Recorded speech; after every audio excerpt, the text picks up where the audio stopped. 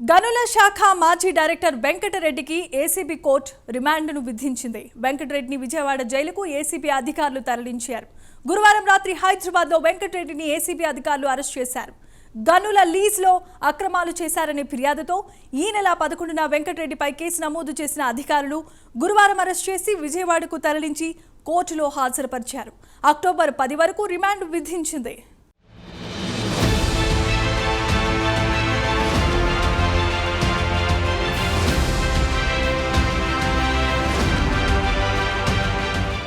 జగన్ సీఎంగా ఉన్న సమయంలో ఇసుక విధానం ద్వారా వేల కోట్లు దండుకున్నారనే ఆరోపణలు కోకొల్లలుగా ఉన్నాయి.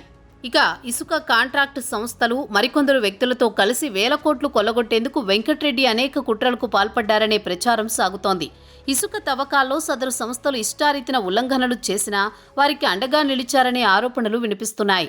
ఏసీబీ గత నెల రోజులుగా చేపట్టిన ప్రాథమిక విచారణలో ఈ స్కామ్కు సంబంధించిన కీలక అంశాలు, ఆధారాలు బయటికి వచ్చాయి.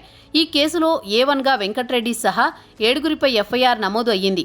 వైసీపీ సీనియర్ నేతలు గత 5 ఏళ్లు సాగించిన ఇసుక, ఖనిజ గనుల దోపిడీకి వెన్నుదన్నుగా నిలిచారని ఫిర్యాదులు వచ్చాయి.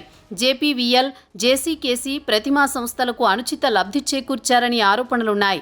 జగన్ హయాంలో ఇసుక విధానం ముసుగులో ఏకంగా 2,566 కోట్ల రూపాయలు దోచేసినట్లు ఏసీబీ దర్యాప్తులో తేలింది. గత ప్రభుత్వంలో అనేక అక్రమాలకు పాల్పడ్డారనే అభియోగాలపై రాష్ట్ర ప్రభుత్వం ఆయన్ని సస్పెండ్ చేసింది. అప్పటి నుంచి వెంకటరెడ్డి ఆచూకీ లభించలేదు. తాజాగా ఆయన్ని అరెస్ట్ చేసి రిమాండ్కు తరలించారు.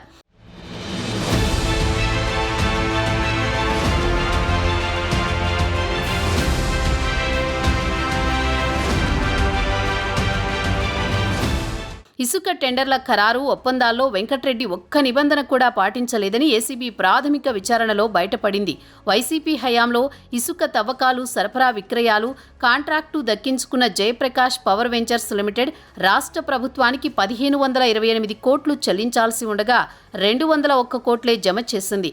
జగనన్న ఇళ్ల కాలనీలకు 859 కోట్లు, నాడు నేడు కింద నిర్మాణం చేపట్టిన ప్రభుత్వ స్కూళ్లకు 71 కోట్లు విలువైన ఇసుక సరఫరా చేసినట్లు లెక్కల్లో చూపించేసింది.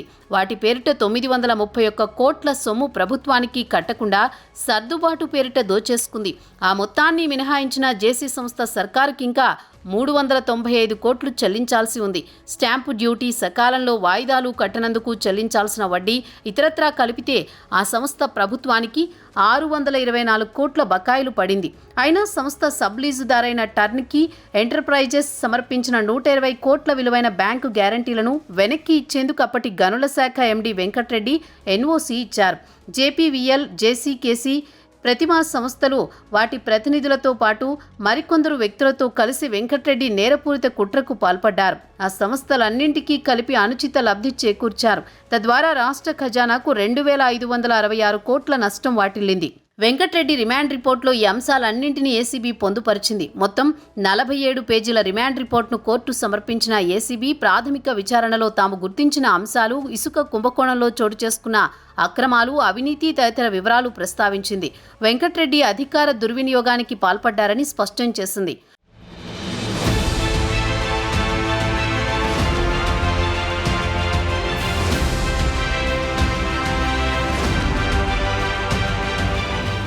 కూటమి ప్రభుత్వం అధికారంలోకి వచ్చిన వెంటనే మైన్స్ శాఖకు చెందిన ఉన్నతాధికారులు విచారణ చేపట్టారు. ఆ విచారణలో వెంకటరెడ్డి అక్రమాలు, అవకతవకలకు పాల్పడినట్లు రుజువవడంతో ఆయన్ని సస్పెండ్ చేసి కేసు నమోదు చేయాల్సిందిగా సిఫార్సు చేస్తూ నివేదిక ఇచ్చారు. ఆ నివేదిక మేరకు ప్రభుత్వం ఆయనను సస్పెండ్ చేసింది. ఏపీ ఎండీసీ మేనేజింగ్ డైరెక్టర్గా ఆయన ఇసుక టెండర్లు, అగ్రిమెంట్లలో నిబంధనలు ఉల్లంఘించారని, సుప్రీంకోర్టు ఎన్జీటీ ఆదేశాలను ఖాతరు చేయకుండా ఇసుక తవ్వకాలకు అనుమతి ఇచ్చారని, అలాగే ప్రభుత్వ ఆదాయానికి గండికొట్టి ప్రైవేటు వ్యక్తులకు లబ్ధి చేకూర్చేలా వ్యవహరించారని విచారణలో తేలింది. దీంతో సెంట్రల్ సర్వీసెస్ రూల్స్ కింద ఆయనను సస్పెండ్ చేస్తూ సీఎస్ నీరబ్ కుమార్ ఉత్తర్వులు జారీ చేశారు. కోస్ట్ గార్డులో సీనియర్ సివిలియన్ ఆఫీసర్గా పనిచేస్తున్న వెంకటరెడ్డిని జగన్ ఏరికోరి ఆంధ్రప్రదేశ్కు డిప్యూటేషన్పై తెచ్చుకున్నారు. కాగా మాజీ సీఎం జగన్ అండతో గనుల శాఖను సొంత సామ్రాజ్యంగా మలుచుకున్న అప్పటి డైరెక్టర్ వెంకటరెడ్డిపై అవినీతి నిరోధక శాఖ కేసు నమోదు చేసింది. అన్ని జిల్లాల్లోని గనుల శాఖ కార్యాలయాలు, ఇసుక రీచ్లను ఏసీబీ అధికారులు పరిశీలించారు. దీంతో కీలక ఆధారాలు లభ్యమయ్యాయి. వాటి ఆధారంగానే తాజా కేసులు నమోదు చేశారు. ఇసుక తవ్వకాలు విక్రయాల బాధ్యతల్ని ప్రైవేటు సంస్థలకు అప్పగిస్తూ 2021లో తీసుకొచ్చిన ఇసుక విధానంలో కాంట్రాక్టు సంస్థలు పాటించాల్సిన నిబంధనల జాబితా ఉంది. కానీ జగన్ హయాంలో ఏవీ అమలు కాలేదనే వార్తలు వినిపిస్తున్నాయి. ప్రభుత్వం పెద్దల ఆదేశాల మేరకు వెంకట్రెడ్డి ఈ అక్రమాల విషయంలో బాగా సహకరించారని ఆరోపణలు గుప్పుమంటున్నాయి.